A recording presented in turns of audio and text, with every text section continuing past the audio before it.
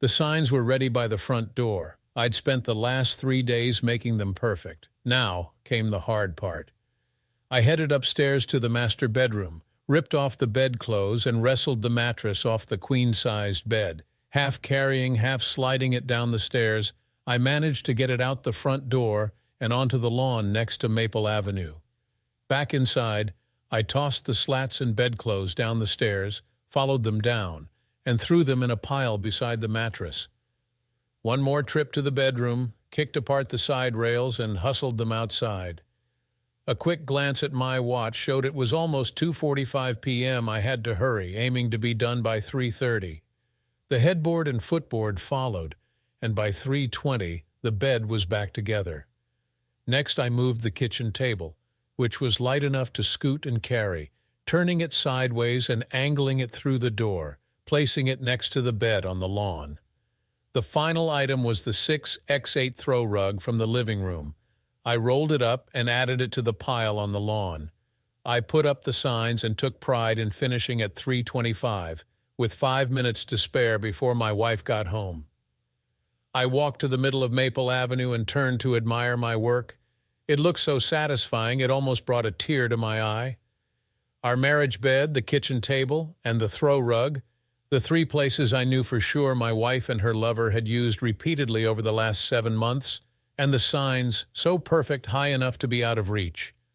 One by one I read them.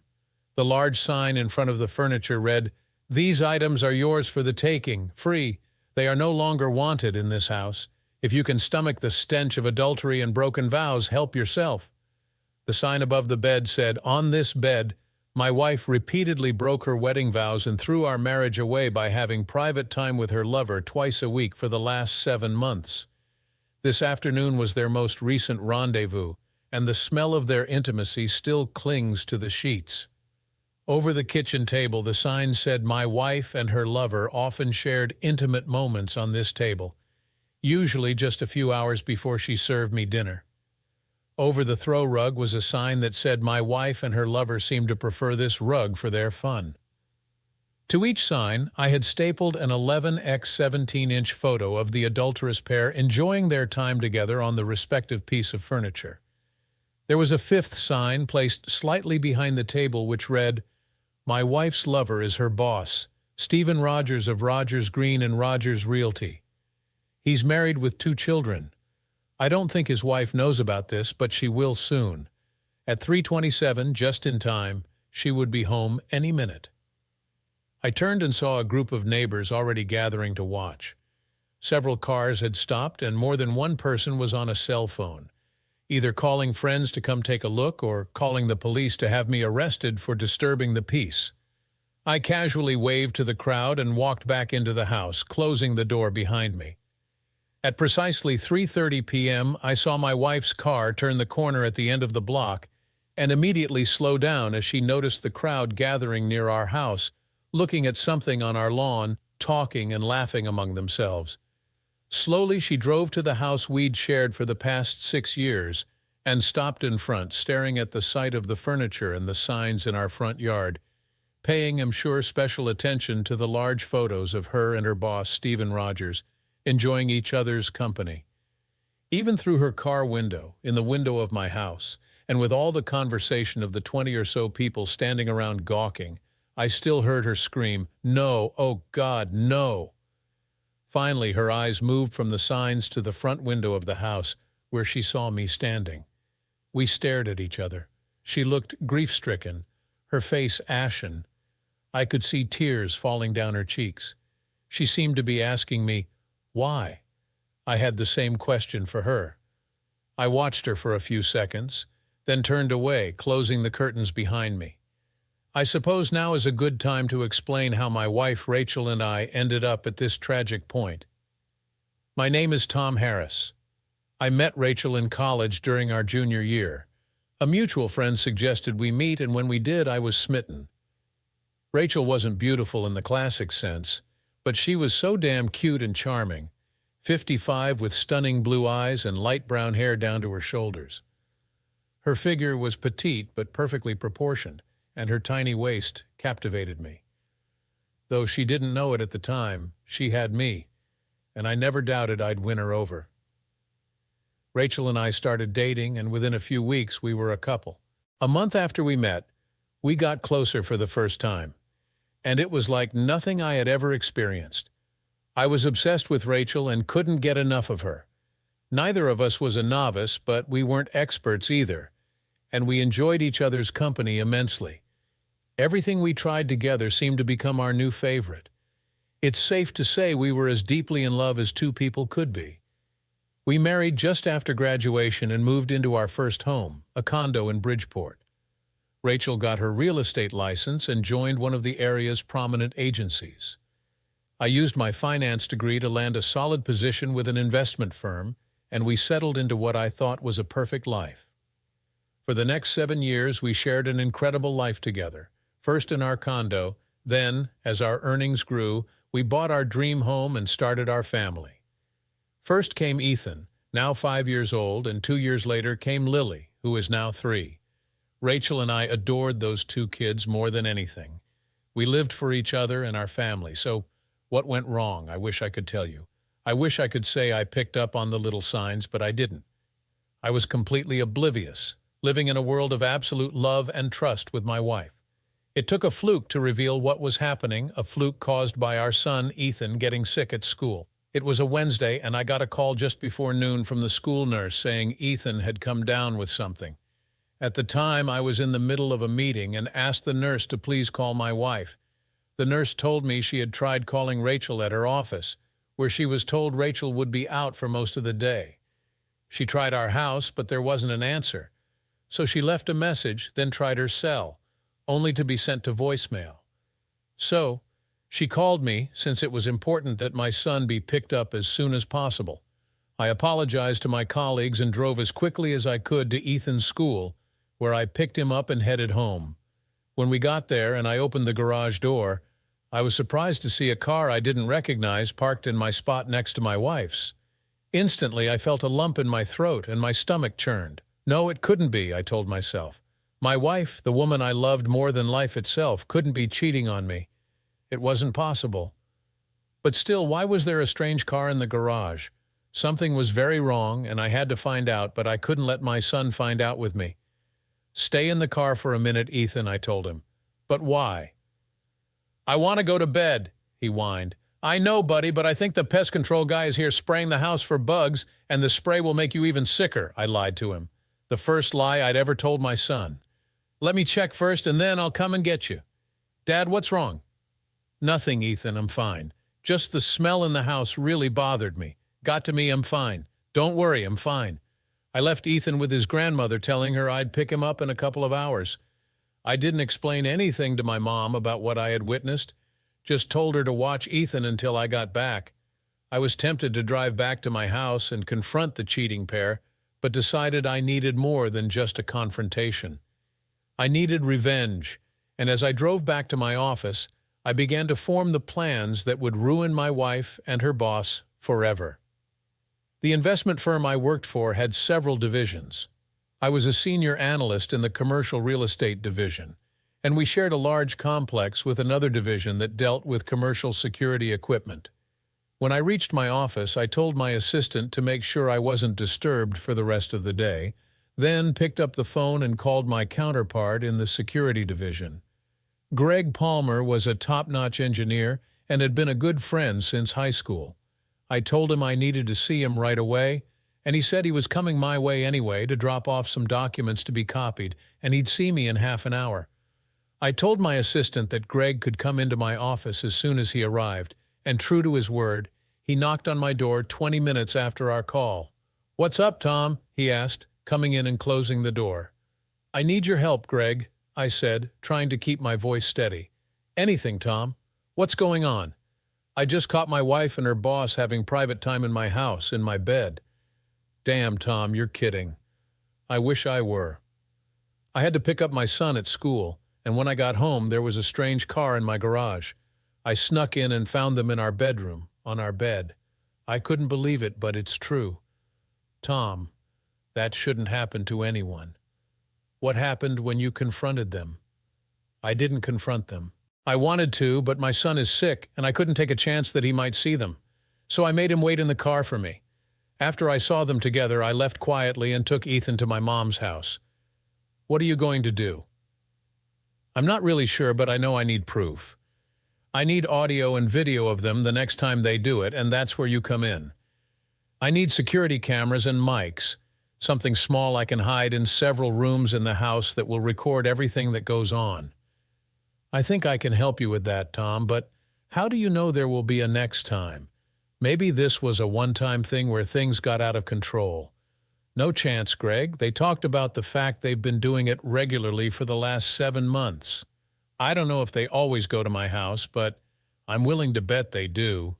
Hotels leave paper trails that neither of them can afford, and her boss's wife stays at home, so that leaves only my house available when I'm at work and the kids are in school. We talked a few more minutes, then got down to business. Greg said he had access to a new beta line of wireless miniature cameras and microphones that would work with my laptop or home computer. He also had a small voice-activated recorder that I could put under Rachel's car seat to capture any conversation she might have while she was driving. It would only capture her side of the conversation, but it was better than nothing. I thanked him and told him I'd pick up everything from his office the next day. Going home that night was the hardest thing I'd ever done. I had no idea if I could face my wife and act like nothing had happened. I figured the best thing I could do was make Rachel think I wasn't feeling well, which was the truth. I picked up Ethan from my mom's, and when I got home, Rachel was fixing dinner in the kitchen. When she saw I had Ethan with me, she became frantic. "Where have you been, and why didn't you call and tell me that Ethan was sick?" "I just got the school nurse's message on the answering machine. The school tried to call you, Rachel, but for some reason you weren't available. They called your office and were told you weren't there. Then they tried the home phone and left a message. They even called your cell, but it went to voicemail. Oh, God, I must have accidentally turned it off when I was showing houses. I didn't have a minute to myself all day." "Yeah, I'm sure of that," I thought. "Too busy spending time with your boss to be bothered with your son." Rachel hugged Ethan and told him how sorry she was, then helped him to his bed. My wife may be a total liar, but she does love her kids. I was the one that appeared to be the obstacle to her happiness. Well, that was going to change, and very soon. Rachel got our son to bed and came back to the kitchen to fix soup for him and finish making dinner for the rest of us. "I'm not feeling well either," I told her. "I think I'll sleep in the guest room tonight, just in case I'm contagious." Rachel felt my forehead. "You do feel a little clammy, honey, and you look pale." Yeah, I thought, pale and clammy. That's what happens when you catch your wife cheating with another man in your bed. I didn't answer her, just turned and climbed the stairs. I went first to the master suite. I hated going in there, but I needed my shaving gear, toothbrush, and clothes for work the next day, so I forced myself to enter the room. A window was open, and the smell of their encounter was gone, and the bed was made. She must have changed the sheets. It killed me to look at it. All I saw in my mind was her boss having his way with her while she told him how great it was and that she belonged to him and him alone forever. Anger surged inside of me, but I forced it down. I had to remain calm until I could bring the fires of hell down on both their heads, and I would, that was a guarantee. I gathered the items I needed and went to the guest bedroom, closing the door behind me.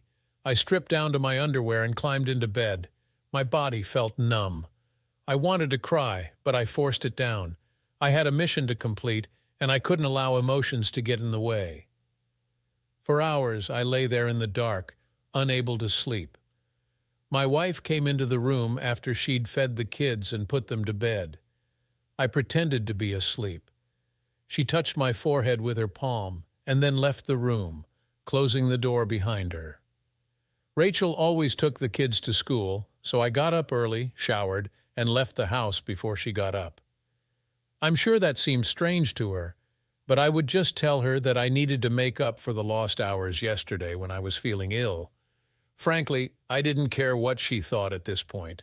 I just wanted out of what I thought until yesterday was a beautiful marriage built on lifelong loyalty, honesty, and commitment.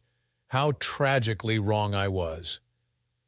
I got to work before any of the office staff arrived, made a pot of coffee, and started laying out my plans. I knew I would need to cancel our joint credit cards, transfer half our joint checking and savings accounts into another bank under my name only.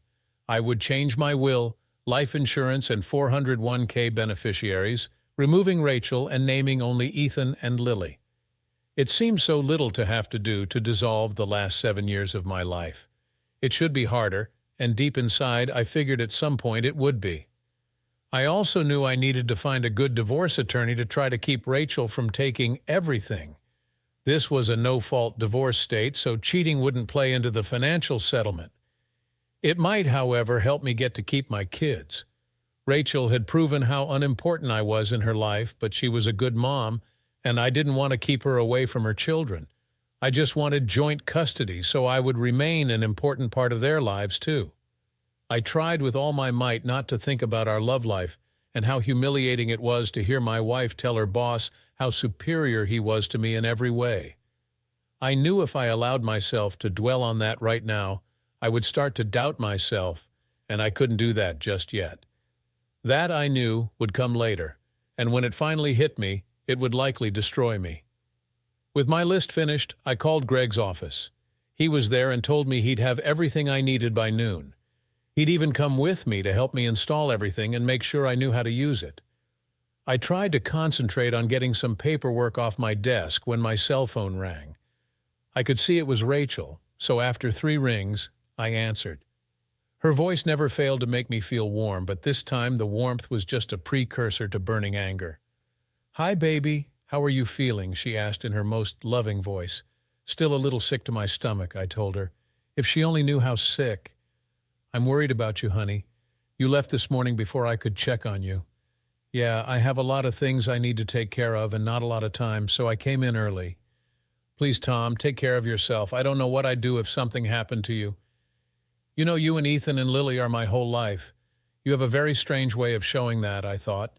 But what I told her was, "Yeah, I'll be fine. Just need to get it out of my system." "Well, if you're up to it tonight, I can think of a good way to make everything better for you." The liar, I thought. And to think I was so stupid to believe her lies. But not anymore. She was about to get everything she deserved. Just bide my time. Sure, we'll see how I feel. Boy, you must really not feel well to be so disinterested in getting what you know belongs to you, baby. Not disinterested, Rachel. Just a lot on my mind right now. See you tonight. I'll be home by 5, honey. If you need me for anything, just give me a call. I'm in the office all day today. That's what I needed to hear, I thought, as I hung up the phone. I called Greg. He said he had everything ready and I should meet him at the loading dock. We put everything into Greg's van, and with the 2 of us working on the install, had it all in place and tested by 2:30 p.m. Then we installed the software on my home office PC and set up a secure folder to gather and hold everything the cameras and microphones picked up. We bugged the living room, kitchen, guest bedroom, and of course the master suite, paying special attention to that room with 4 cameras that would capture virtually everything that went on there. As a final thought, we also installed a camera and mic in the master bath in case the loving couple decided to shower together after their private time. Everything was automatically activated by motion, with the cameras turning on the mics. I was ready. That night was the toughest one of my life. I couldn't play the illness routine again, so after dinner, when the kids were asleep, I dutifully followed my wife to our room, where I turned on my side away from her and pretended to go to sleep. Rachel seemed perturbed since we always cuddled before sleep. She spooned up against my back, draping her arm over me.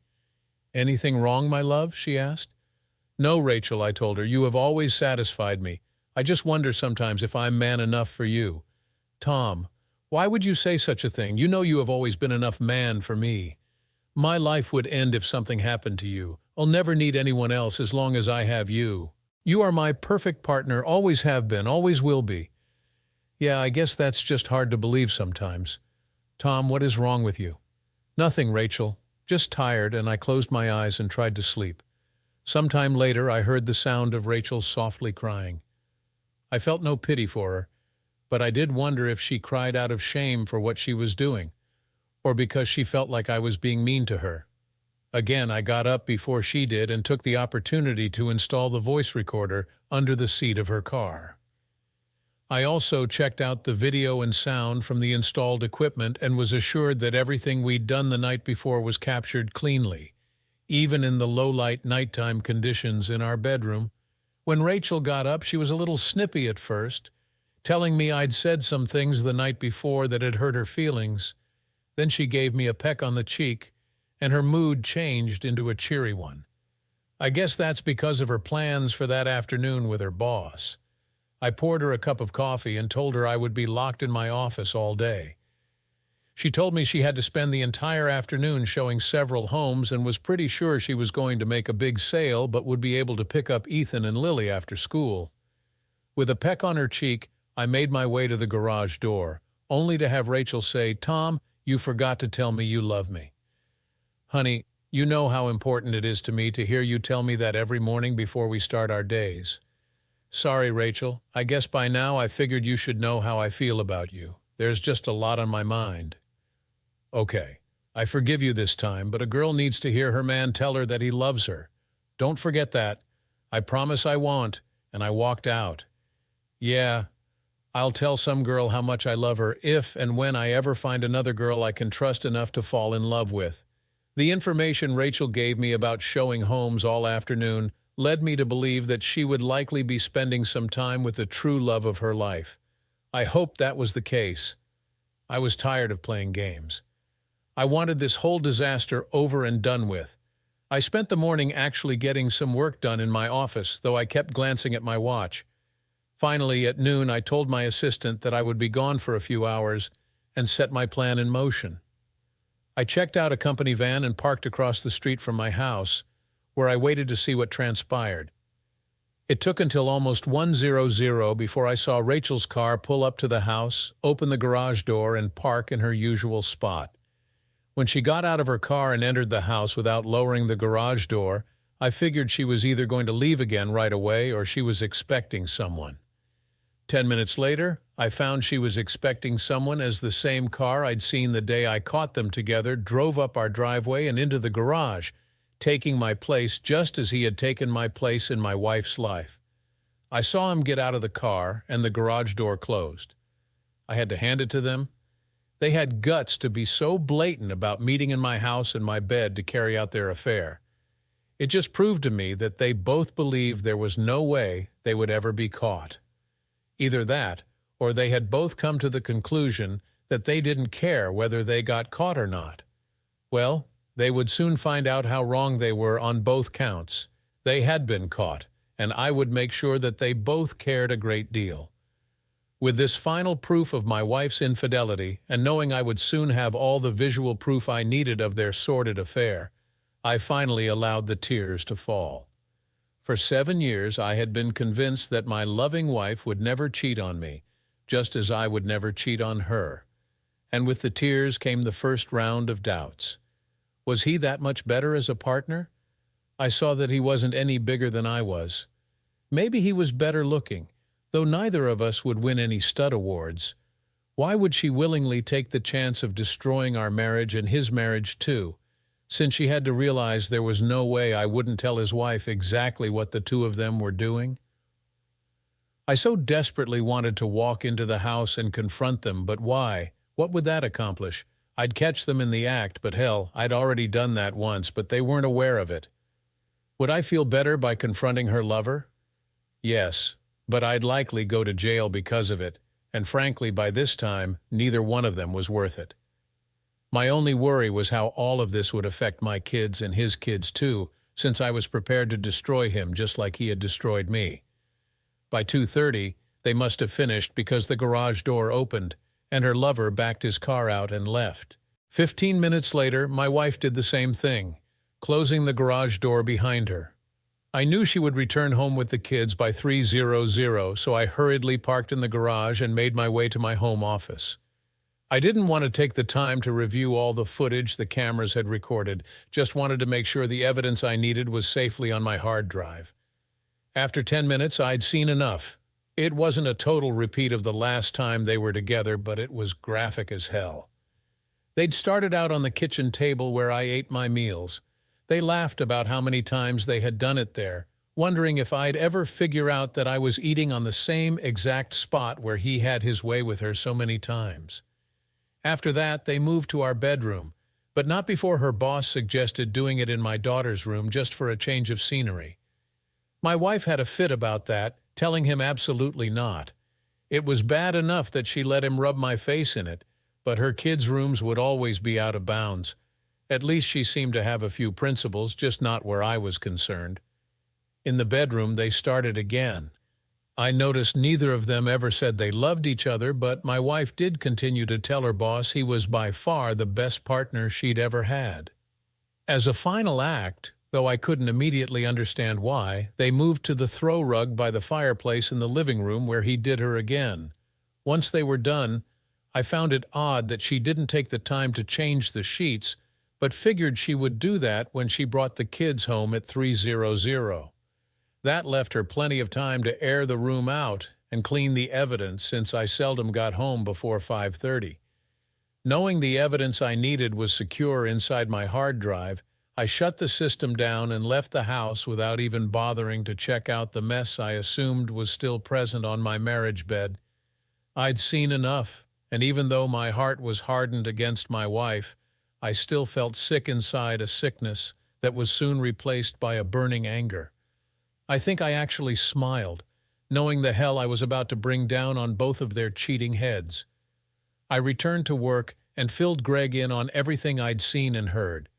Like me, he still couldn't understand how a wife as supposedly loving as Rachel could do what it was now perfectly clear she was doing.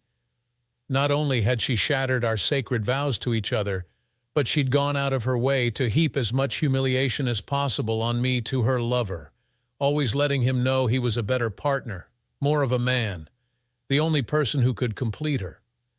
All those thoughts sank my soul into a deep abyss of pain and despair I knew I had to climb out of so I could finish my task of destroying both of them. I needed to find a good divorce lawyer, and Greg suggested I contact the law firm the company used to see if they could suggest anyone. I talked to one of the corporate lawyers I knew in the firm, and he gave me 3 names of divorce lawyers he knew had successful records in protecting husbands' rights. The first one I called was getting ready to retire and wasn't taking new clients, but the second one said he'd make time for me the next afternoon at 2:00. That taken care of, I resolved to take care of canceling credit cards, changing beneficiaries, and moving money around the next morning. When I got home that night, Rachel was in the kitchen fixing dinner while the kids did their homework in their rooms. She was wearing a red sundress, and she looked beautiful. For a minute, I thought my heart would break all over again. She was smiling and seemed so happy I figured it was her usual post-afternoon delight good mood. "Hey, baby, how's my man? I hope you had as good a day as I did," she told me, actually causing my eyebrows to rise in surprise. My day was interesting, not that good really, but I did discover several interesting things I wasn't aware of. "Why was yours so great?" I asked, knowing full well exactly why she was in such a good mood. "I'm sure spending time with the world's greatest partner will make your day." "I made a sale," she said. "First one this week, but I think there might be another one on Saturday when I show some more homes." "I guess this must have been your lucky day," I told her with less than great enthusiasm. "Anything else special about today? Meet any interesting or special people?" I asked. She gave me a strange look. "No, honey, just the usual work to get through my day so I can come home and be with my family. You know that's where my heart is." I nodded my head. "I also know where your heart and other parts are, or at least where they were," I thought as I headed up to our bedroom to change clothes. While I changed, I noticed that the sheets had been changed and the room aired out. There was still water on the shower floor, and I mentioned that to her when I returned to the kitchen. "Did you shower sometime this afternoon?" She physically jumped at my words and turned to me, a guilty look on her face. "No, of course not, silly. Why would I do that?" "I don't know, but there's water on the shower floor, and it never stays there more than a few hours." "Oh, the drain is probably clogging up again," she said. "Maybe, but I just cleaned it out a couple of weeks ago. Maybe someone is sneaking into the house to have a tryst with their lover, and they shower after they've had a really good session of private time, I said. This time, she froze in place for several seconds. She didn't turn to face me, just kept facing the counter with her head down, then continued to pull lettuce apart for a salad. My, Tom, you certainly have a vivid imagination coming up with something like that. Yeah, that's me, I said. Mr. Imagination, or is it ESP? Sometimes I think I can read people's minds. Well, if you could read my mind, you'd see how much I love you. And she attempted to laugh, but it sounded strained. I'll be in my office. Let me know when dinner is ready, I told her. And she turned slightly and looked at me. She looked worried. Dinner was quiet. Not a lot of conversation. Rachel seemed surprised when I took her usual place at the table and made her sit in my normal spot where she had been with her boss a few hours before. Tom, you always eat in that place at the table. Why change now?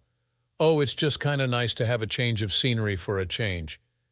Rachel gave me an odd look, and when she sat down, she didn't eat much, just more or less pushed food around on her plate. During dinner, the kids talked about their day, but Rachel and I just listened for the most part, making appropriate comments from time to time.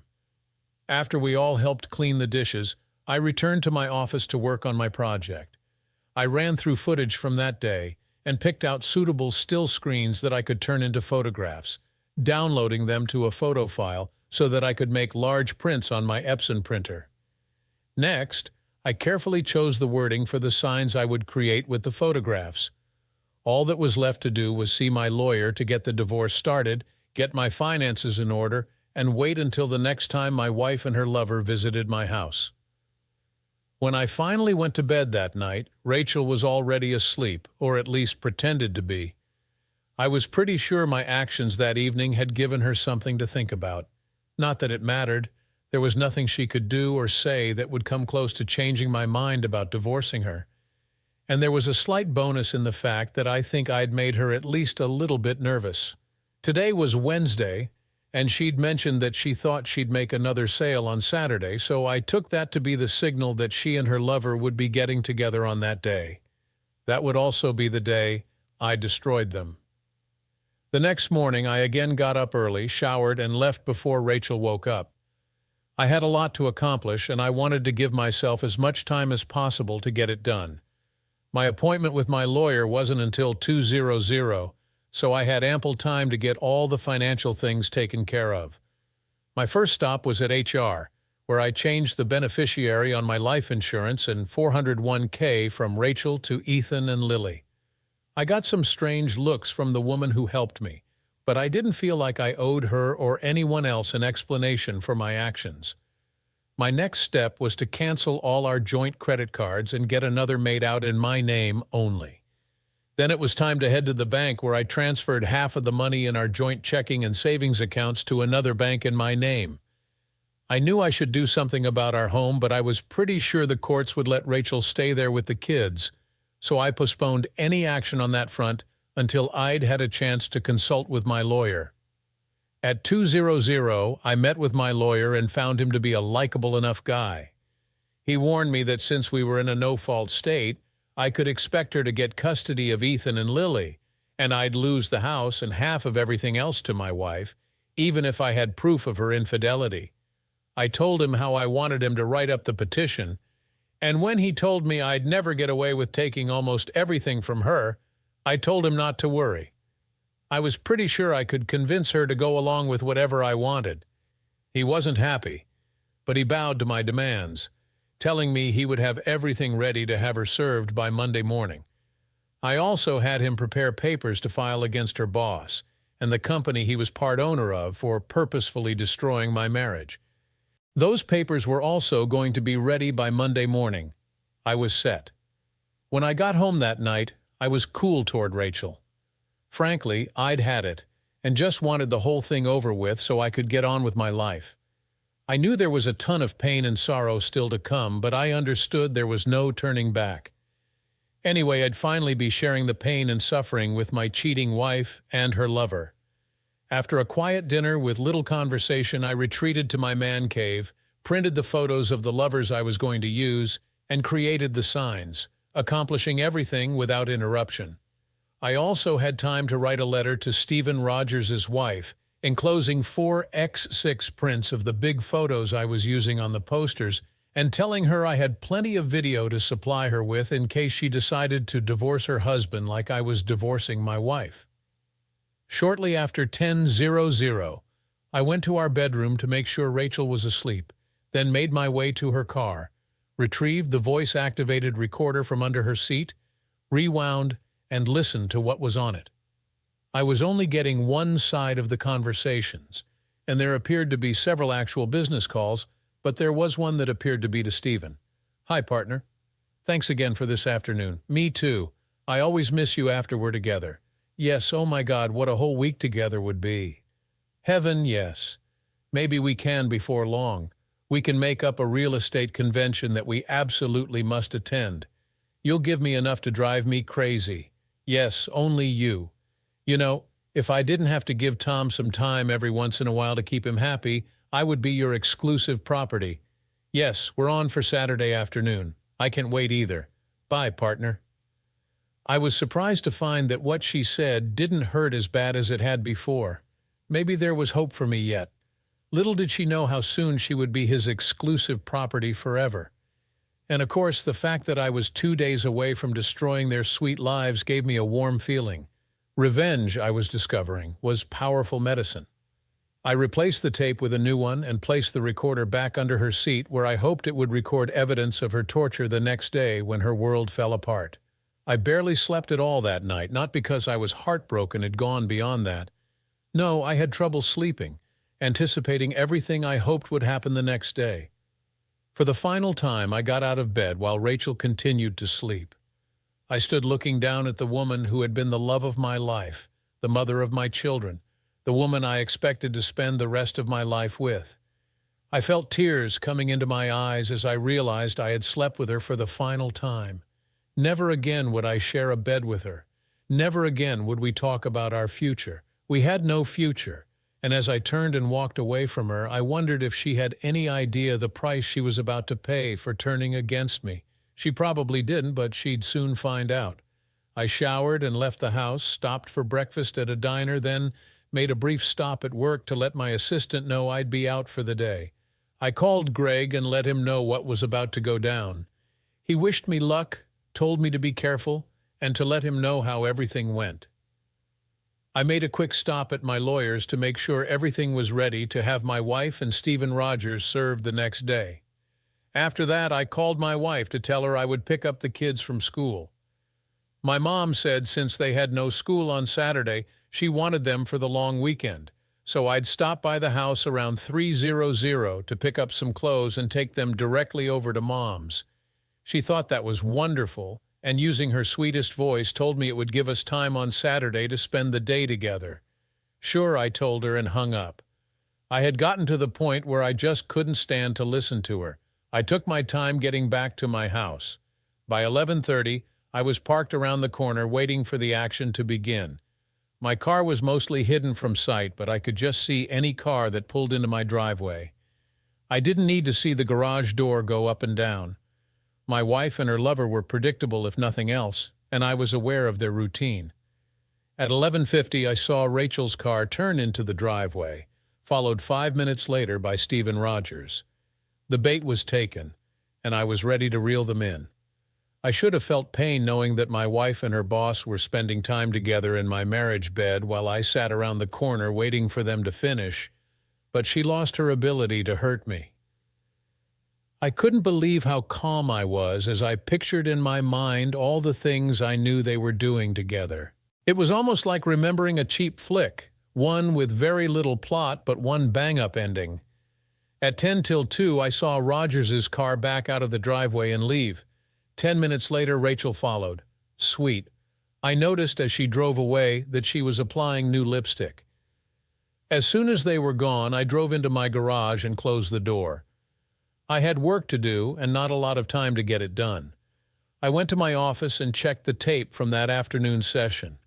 It was all there. The insults were there too about how much better he was than I would ever be. There was a difference this time, though. This time I didn't care. After I made sure the footage was safely downloaded onto my hard drive, I spent the next 10 minutes taking all of my handmade signs with their photographs up the stairs, placing them by the front door where they would be handy. Next, I packed a toothbrush and some clothes for Ethan and Lily, and put them in my car. The only regret I had about what I was about to do was how much pain I was about to cause the two children I loved more than anything in the world. I took comfort in the fact that I had not caused the pain they would soon feel when they realized their mom and dad were no longer together. No, that responsibility lay firmly on their mother's head. She was the one that chose to have a lengthy affair and completely destroy her family. At 2:15, I drove to their school and was there to pick them up when the final bell rang.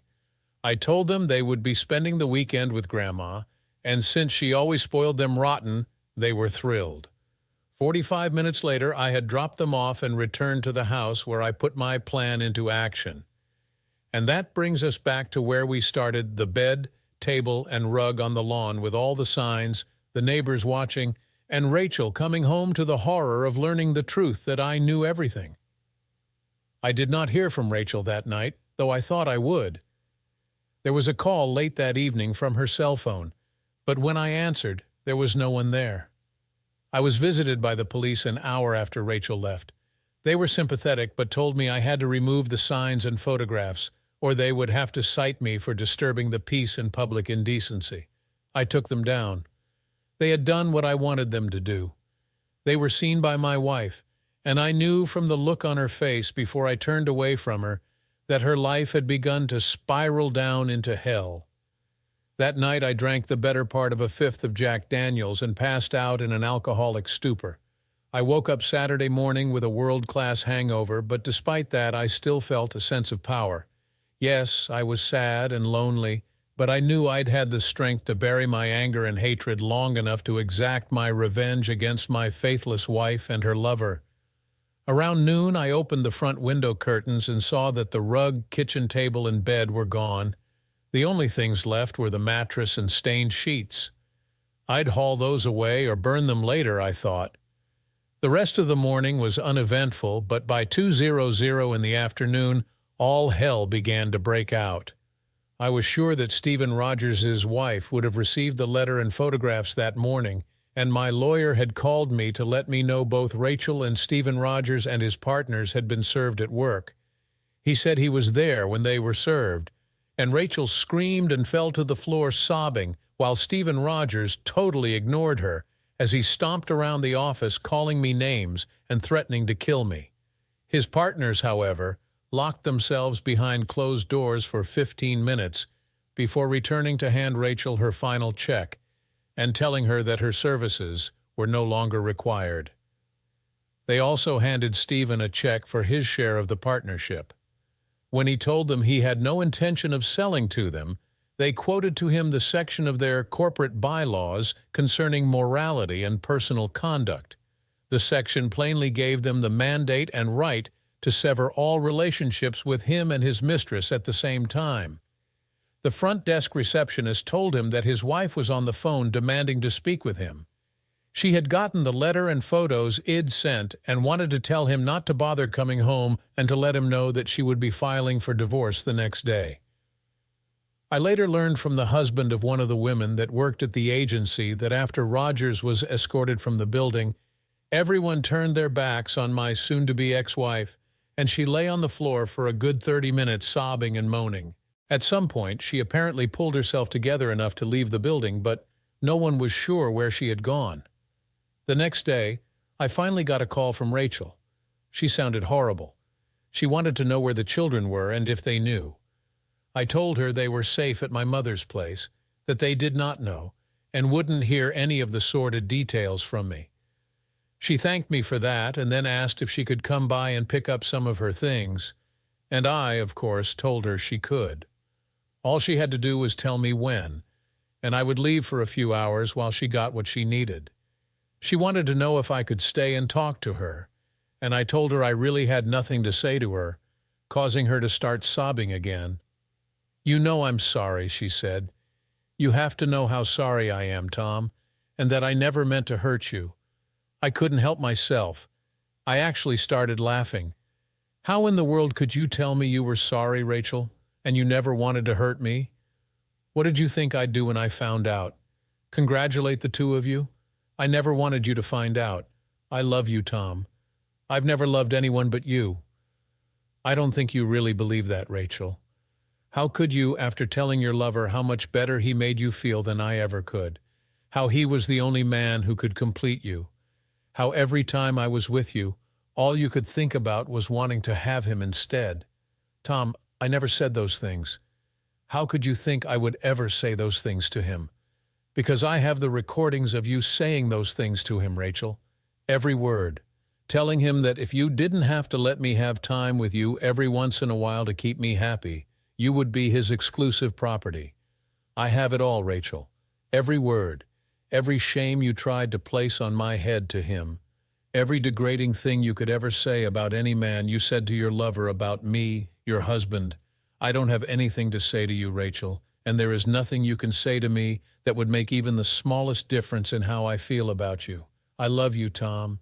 You have to believe that. I've always loved you. Only you. I don't know what made me say those things to Stephen. You have to believe that I didn't mean any of it. I was just trying to build up his ego, because he always told me how his wife was always putting him down. So let me get this straight. You constantly tore me down to him, belittling me and my pathetic efforts at being your partner so you could stroke his ego and build him up because you felt sorry for him.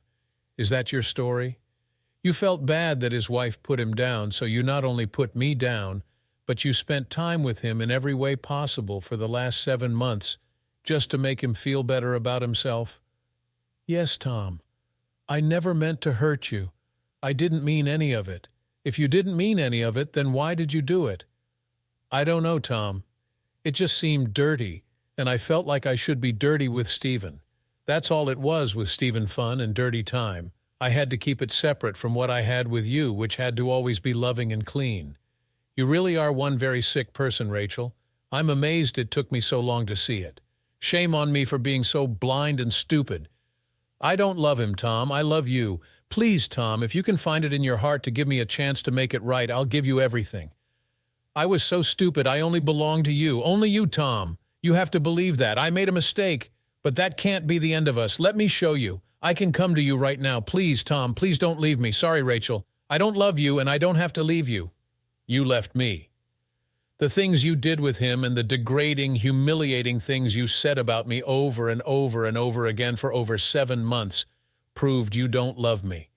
You can't love someone and wish him that kind of pain and harm and humiliation. I think you're disgusting, Rachel, an evil and disgusting person, and I cannot wait to have you out of my life.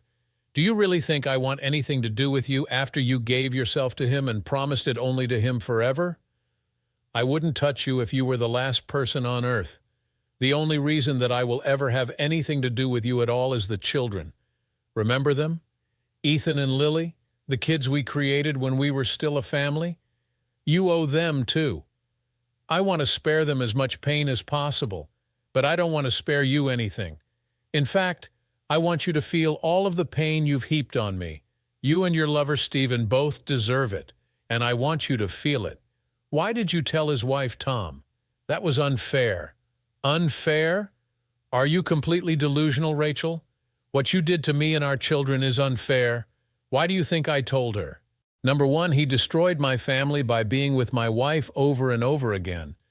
Number two, he took possession of the one person on this earth I thought was mine to have and hold, and he made her tell him how wonderful he was and what a miserable failure I was. And number three, his wife needed to know what an absolute miserable failure of a human being she is married to. What she does with that information is up to her. They have children, Tom. So do I, Rachel, and my two are the ones I want to protect. I feel bad for his kids, too, but it's not because of me that they may be facing the possibility of a future without their dad. It's his fault, and your fault too, Rachel. I refuse to take any of the blame here. I don't want a divorce, Tom.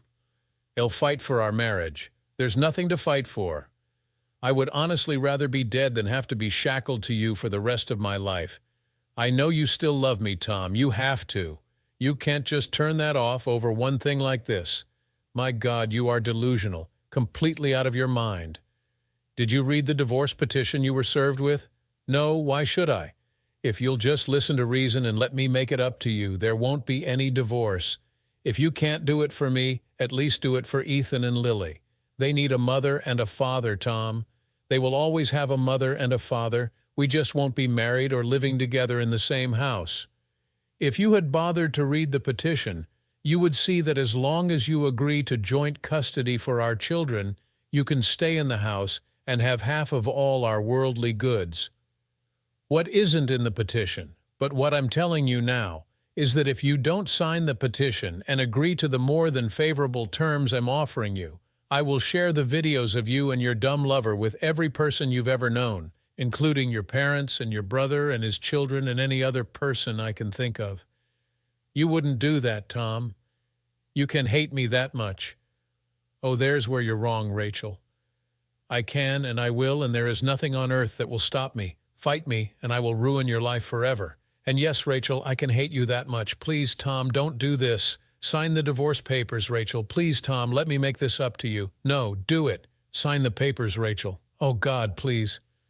Sign the papers, Rachel, and I hung up on her. Rachel signed the papers, and the divorce was final in 6 months. She lives with Ethan and Lily in the home we used to share, and I live in a condo a few blocks away. We are in the same school district, so there was little interruption in the kids' schedules, though the pain of the divorce was felt by both of them. Ethan told me that their mother admitted she had made a bad mistake, and our marriage couldn't get around it, but we both assured the kids that we would always be there for them. I have no idea what Rachel told her parents and brother about the breakup, but since they all still speak to me, I guess she didn't tell them I was to blame.